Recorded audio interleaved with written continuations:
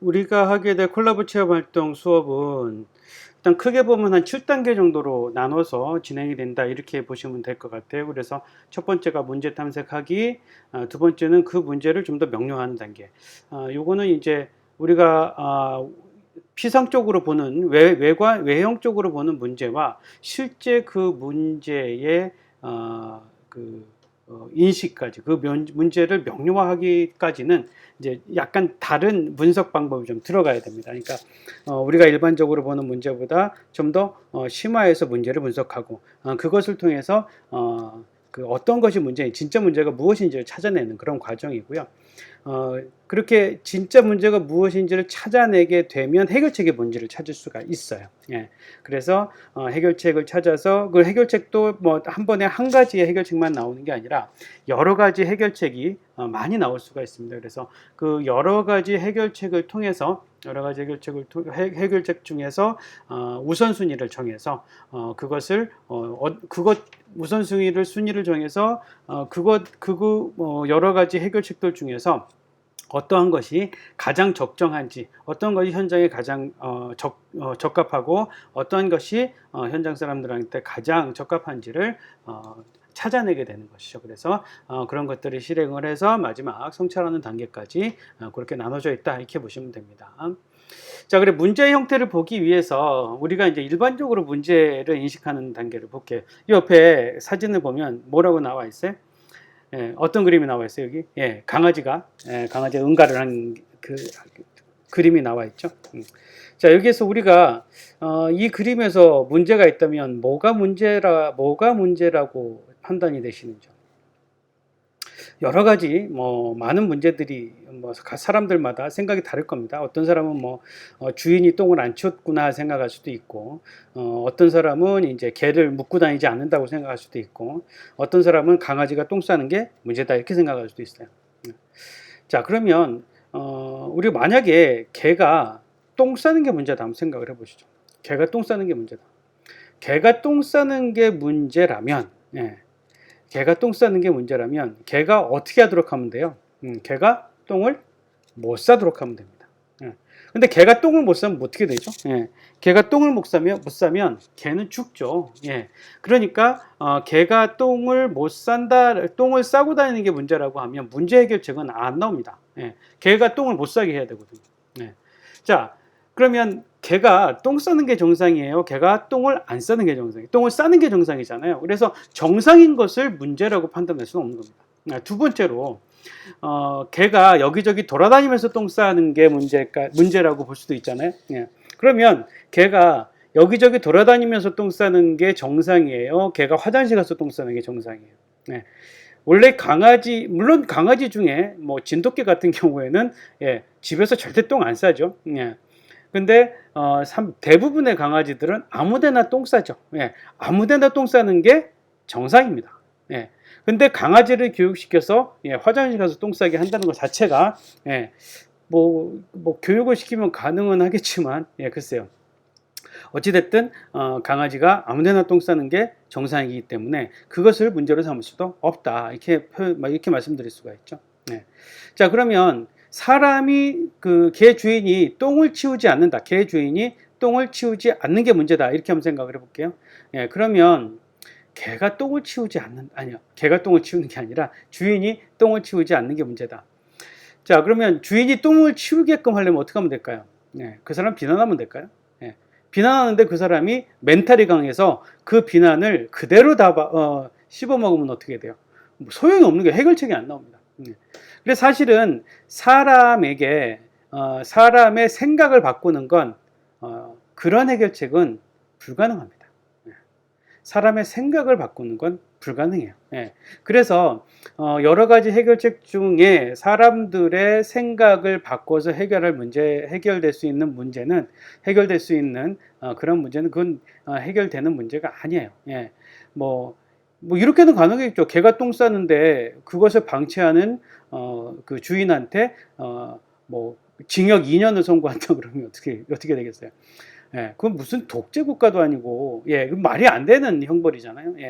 그렇게 하는 방법은, 강제적으로 그렇게 하는 방법은 있겠죠. 하지만 그게 정상적인 방법은 아니다. 그러면 어떤 게 문제냐? 예. 자, 개가 똥 쌌는데 그게 왜 문제가 되는 걸까요? 생각을 한번 해보세요. 똥은 개가 쌌어요. 똥은 개가 쌌는데 왜 내가 문제라고 바라볼까요? 예. 왜 문제일까요? 이렇게 보시면 돼요. 똥을 싼 건 개고 나는 그 개똥을 보고 싶다, 안 보고 싶다? 보고 싶지가 않아요. 보고 싶지가 않아요. 자, 그 개똥에서 냄새가 나죠. 나는 그 똥 냄새를 맡고 싶다, 안 맡고 싶다? 난 똥 냄새 맡기 싫어요. 예. 자, 그리고 나는 개똥을 밟고 싶지 않습니다. 개똥을 밟는다는 것은 뭐예요? 개똥을 밟게 된다는 것은 개똥과 내가 접촉한다는 거예요. 개똥과 정확하게는 내 몸이 접촉되는 건 아니고 내 신발이 접촉이 되겠죠. 예. 그런데 내 신발에 개똥이 접촉돼서 개똥이 묻는 것을 원하지 않는다는 얘기입니다. 예. 그럼 여기서부터 하나씩 해결을 하는 거예요. 내가 개똥을 보기 싫은 거 한 가지 문제고요. 내가 개똥의 냄새를 맡기 싫은 거, 이거 두 번째 문제입니다. 내가 개똥과 접촉하기 싫은 거, 이건 세 번째 문제입니다. 그래서 개똥을 보지 않을 수 있는 방법, 개똥의 냄새를 맡지 않을 수 있는 방법, 개똥과 접촉하지 않을 수 있는 방법, 요 세 가지의 해결책을 찾아볼 수가 있습니다. 네. 그렇기 때문에 우리가 그냥 단순하게 개가 똥 싸는 게 문제다라고 하는 범주에서 벗어나서 개가 똥을 쌌기 때문에 그 개똥을 나는 보고 싶지 않다.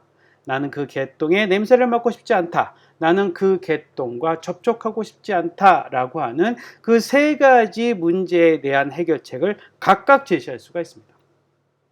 자, 그러면 난 개똥을 보고 싶지 않아. 개똥을 보고 싶지 않다. 가장 쉬운 방법은 뭐예요? 개똥을 외면하든가 개똥 앞에서 눈을 가리든가 하는 방법이 가장 쉬운 방법이겠죠. 예. 그런데 나만 안 보면 되나요? 예. 나만 안 보는 게 아니라 다른 사람도 안 봤으면 좋겠다라고 생각을 하는 거죠. 다른 사람도 안 봤으면 좋기 때문에 개똥을 일반적으로는 어떻게 해결해요? 일반적으로는 개똥을 치우죠. 개똥을 치우죠. 개똥을 누가 치워야 된다고 생각해요? 예, 개 주인이 치워야 된다고 생각을 하죠. 그러면 개 주인이 치우지 않더라도 개똥을 보지 않을 수 있는 방법을 찾으면 어떨까요? 예, 강아지 주인이 개똥을 치우지 않더라도 내가 개똥을 보지 않는다면 문제는 해결될 수가 있습니다. 예. 그럼 어떻게 내가 강아지 주인이 개똥을 치우지 않는데도 불구하고 내가 개똥을 보지 않을 수가 있을까요? 네, 이렇게 생각을 해볼 수가 있죠. 강아지 엉덩이에 이렇게 투입구를 만들고 여기에 이제 어떤 항균 비닐 같은 걸로 개가 응가를 하면 그 개똥이 떨어지면서 바로 이렇게 딱 잘려가지고 비닐에 이렇게 쌓여진 채로 떨어지는 거예요. 그럼 그 비닐에 쌓여져서 개똥이 떨어졌기 때문에 그 비닐이 투명한 비닐이 아니고 검정색 비닐이라면 최소한 나는 개똥을 보지 않아도 된다 이렇게 판단할 수가 있겠죠. 예. 자, 그렇게 판단하는 겁니다. 예. 두 번째, 개똥의 냄새를 맡고 싶지 않다. 개똥의 냄새를 맡고 싶지 않다. 개똥의 냄새를 맡고 싶지 않다는 것은 내 코를 막으면 되겠죠. 예. 또 한 가지 방법은 뭐예요? 예. 개똥에 냄새 중화제를 뿌리면 돼요. 화학적인 방법으로. 예, 냄새를 없애버리면 또 가능할 겁니다. 예. 세 번째, 앞에서 개똥을 보지 않았던 방법과 같이 개가 똥을 싸면서 저절로 얘가 포장이 돼버리면, 예, 그래서 완전히 밀봉이 돼버린다면, 그렇다면 개똥의 냄새를 맡지 않아도 되겠죠. 예. 다음에 세 번째, 개똥과 내가 접촉하고 싶지 않다. 그러면 개똥이 있는 곳을 내가 피해서 가면 되겠습니다. 예, 개똥이 있는 곳을 피해서 가면 된다. 예, 혹은 개똥 위에 뭘 덮어놔도 되겠죠. 예, 좀 딱딱한 걸로, 하드한 걸로 덮어놓으면 좀 더 좋겠죠. 예, 그런 방법이 있고, 예, 그리고 앞에서 개똥을 보지 않는 방법, 개똥의 냄새를 맡지 않는 방법에서 얘기됐던 것과 같이 이렇게 개가 응가를 하면서 그 개똥이 바로 포장이 돼서 떨어지게 된다면, 예, 그렇다면 어때요? 내가 직접적으로 접촉하지는 않겠죠. 예, 물론 이게 밟으면서 이 비닐이 견고하지 못해서 터지면 좀 문제는 있겠지만, 예, 직접적으로 접촉하는 것은 아마 피할 수가 있다, 이렇게 볼 수가 있습니다. 네. 그래서 이렇게 새로운 방법으로 개똥을 보지 않고, 개똥의 냄새를 맡지 않고 개똥과 접촉하지 않을 수 있는 방법들을 찾아가는 과정이다, 이렇게 볼 수 있습니다. 그래서 문제라고 하는 거는 우리가 피상적으로 봤을 때 개가 똥 싸는 문제에서 사실은 진짜 문제는 뭐였다? 진짜 문제는 나는 개똥과 접촉하고 싶지 않고 개똥을 보고 싶지 않고 개똥의 냄새를 맡고 싶지 않는 것이 문제였다라고 하는 거죠. 이것이 바로 이렇게 전개해 나가는 것이 처음에 문제 발견에서부터 시작을 해서 그 문제를 심화해서 문제를 명료화시키는 그런 방법이다라고 이렇게 말씀을 드릴 수가 있습니다. 예.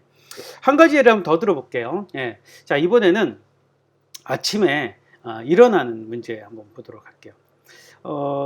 늦잠 자본 경험이 많이 있을 거예요. 늦잠 자본 경험이. 예. 특히 이제 자취하는 학생들이나 이런 경우에는 시계를 맞춰놓고 알람이 막 울려도 그 소리를 못 듣고 잠을 자는 경우가 많이 있죠.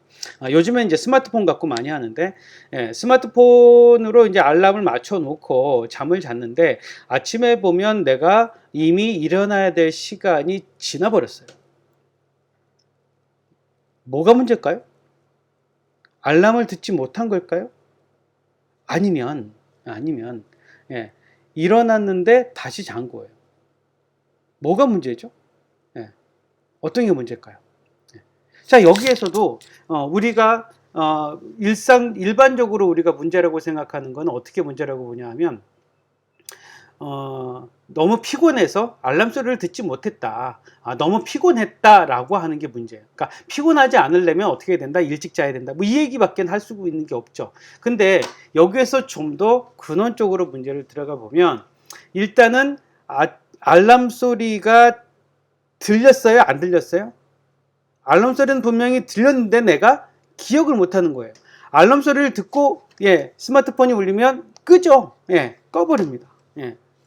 첫 번째는 알람 소리를 쉽게 끌 수 있는 게 문제가 될 수가 있고요. 두 번째는 일어났다가 다시 잔다. 일어났다가 다시 자는 게 문제가 될 수가 있습니다. 그리고 이 알람 시계가 쉽게 끌 수 있는 것 중에 하나가 알람 시계가 가까이 있다, 멀리 있다. 알람 시계가 가까이 있습니다. 가까이 있는 게 문제다, 이렇게 볼 수가 있죠. 그러면 알람 시계는 멀리 떨어뜨려 놔야 되죠. 멀리 떨어뜨려 놓게 되면 내가 바로 가서 바로 이제 손 닿는 데 있어서 바로 이렇게 손을 뻗어 가지고 끌 수가 없잖아요. 그러니까 내가 일어나서 가서 이제 꺼야 되잖아. 근데 멀리 놓게 되면 무슨 문제가 생겨요? 또 멀리 놓게 되면 소리가 잘 안 들려요. 소리가 잘 안 들리니까 이 알람 시계는 가까이 있어야 돼요, 멀리 있어야 돼요? 가까이 있어야 돼요. 가까이 있으면 무슨 문제가 생겨요? 내가 쉽게 꺼버리죠. 자, 이런 문제가 있습니다. 그래서 이 문제를 해결하려면 어떻게 해야 돼요? 알람 시계를 멀리 놓더라도 내가 소리를 잘 듣던가, 소리가 크던가, 한마디로 말하면 알람의 소리가 엄청 크든가. 두 번째, 내가 가까이 알람 시계가 가까이 있지만 내가 쉽게 못 끄게 하면 되겠죠. 쉽게 끌 수 없으면 또 문제가 해결이 될 수가 있는 거죠. 그 다음에 내가 일어났다가 다시 잔다. 일어났다가 다시 잔다는 건 뭐예요? 일어났으면 다시 자면 안 되는데 일어났다가 다시 잔다. 일어났다가 다시 자는 건 어떻게 돼요? 어떻게 문제를 해결할 수가 있을까요? 일어났다가 다시 자는 거는 뭐 이것도 여러 가지 해결책이 있죠. 자, 첫 번째는 뭐 벌칙을 주는 방법이 있겠죠. 자, 이거는 사람의 의지에 대한 문제이기 때문에 사람의 의지를 북돋게 하는 것은 가능하다, 불가능. 사람의 의지를 북돋는 건 불가능합니다. 그렇기 때문에 어떤 방법을 써야 돼요? 개똥을 치우지 않으면 징역 2년을 선고하는 것과 마찬가지로 일어났다가 다시 자면 뭐 이렇게 할 수가 있고, 일어났다가 다시 잠들게 됐을 때 뭐 벌금 한 200만 원 때린다든가. 물론 그것을 벌금 200만 원 때리기 위해서는 어떤 방법이 있어야 돼요? 일어났다가 다시 잤다는 것을 또 증명할 수 있어야 되잖아요. 그런 장치들이 또 필요하겠죠. 예. 그래서 그냥 단순하게 사람의 사람의 의식을 바꾸거나 사람의 뭐 의지를 바꾸거나 이런 것은 불가능하고 그것을 보조할 수 있는 수단들이 필요한 거죠. 예. 예를 들자면 뭐 내가 나랑 정말 친한 사람들 이랑 혹은 아침에 절대 저기 늦잠 자지 말자고 약속한 사람들끼리 모여가지고 서로 전화번호를 주고 받아가지고 예, 아침에 일어나서 아침에 이제 알람이 울리게 되면 예, 그 알람이 그 세 명한테 이렇게 그 신호 자동적으로 이제 문자가 가거나 신호가 가서 예, 자기가 일어나서 어느 특정한 약속한 장소로 나와야만 뭐 알람이 꺼진다든가 뭐 이제 뭐 이런 그런 방법들이 있겠죠. 그런 방법들을 생각을 해서 일어났다 다시 자지 못하도록 하는 그런 방법을 만들 수가 있다 이렇게 볼 수가 있습니다. 네. 혹은 알람 시계가 가까이 있음에도 불구하고 알람 시계가 쉽게 꺼지지 못하는 방법. 그런 방법들은 이제 아이디어 알람 시계에 많이 나와 있습니다. 어떤 놈은 알람 시계에서 뭔가 이렇게 그 알람을 끄는 스위치가 알람이 울림과 동시에 프로펠러가 달려가지고 이렇게 하늘로 날아갑니다. 하늘로 날아가서 얘를 일어나서 붙잡아서 집어넣어야 알람을 끌 수가 있다. 뭐 이렇게 이런 알람 시계도 있고요. 어떤 놈은 알람이 울리면서부터 이제 막 그 사방을 돌아다니기 시작을 합니다. 바퀴가 달려가지고 사방을 돌아다니기 시작을 하죠. 얘를 붙잡아가지고 알람을 꺼야 알람이 또 꺼지는 경우. 혹은 스마트폰 같은 경우에는 알람이 울리면 열어가지고 수학 문제 두 개를 풀어야 그 알람이 꺼지는 뭐 이런 형태도 나와 있습니다. 그래서 이런 여러 가지 형태를 가지고 문제를 해결할 수 있는 그런 방법들을 찾을 수가 있다. 예. 그런 방법들 중에서 알람이 울렸을 때 뭐 수학 문제를 3개 풀거나 뭐 그러한 미션들을 수행하게끔 해서 알람이 꺼지도록 만든다라고 하면 그렇다면 뭐 효과가 있을 수 있지 않을까 이렇게 생각을 합니다. 근데 모르겠어요. 뭐 나는 알람이 울리거나 말거나 그냥 꾹 참고 잠을 잔다. 그럴 수 있는 사람한테는 어떤 방법이 있겠어요? 그런 사람한테는 알람이 울림과 동시에 머리 위에서 뭐 찬물이 한 바가지 쏟아진다든가 아니면은 뭐 권투 글러브가 텅 튕겨서 뭐 사람 어퍼컷을 한번 매긴다든가 뭐 그런 방법으로 그 문제를 해결할 수도 있겠죠. 그렇게 여러 가지 다양한 방법으로 문제를 해결할 수가 있다. 이렇게 말씀을 드릴 수가 있습니다.